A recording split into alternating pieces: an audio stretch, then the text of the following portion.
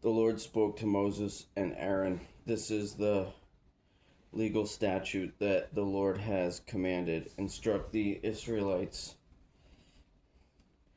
to bring you an unblemished red cow that has no defect and has never been yoked. Give it to Eleazar the priest, and he will have it brought outside the camp and slaughtered in his presence.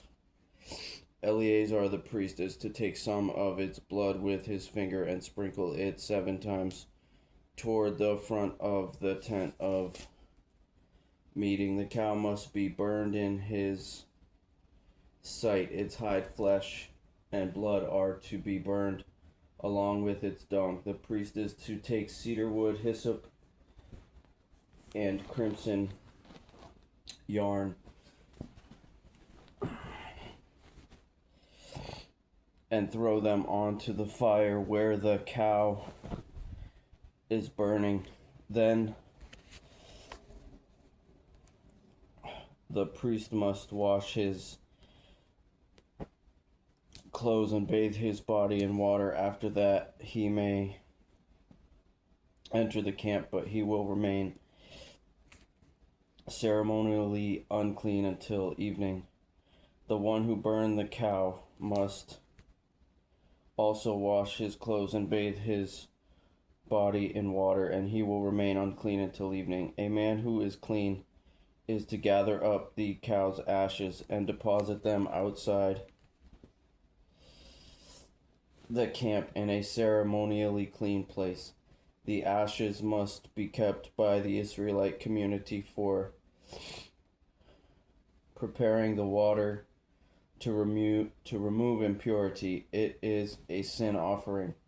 Then the one who gathers up the cow's ashes must wash his clothes, and he will remain unclean until evening. This is a perpetual statute for the Israelites and for the foreigner who resides among them.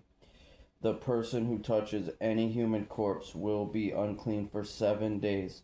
He is to purify himself with the water on the 3rd day and the 7th day. Then he will be clean. But if he does not purify himself on the 3rd and 7th days, he will not be clean. Anyone who touches a body of a person who has died and does not purify himself defiles the tabernacle of the Lord.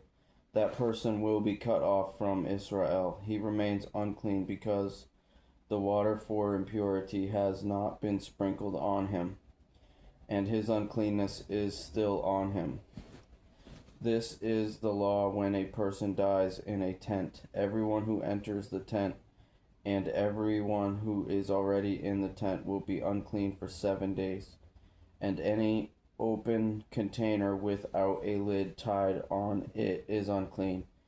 Anyone in the open field who touches a person who has been killed by the sword or has died, or a human bone or a grave, will be unclean for 7 days.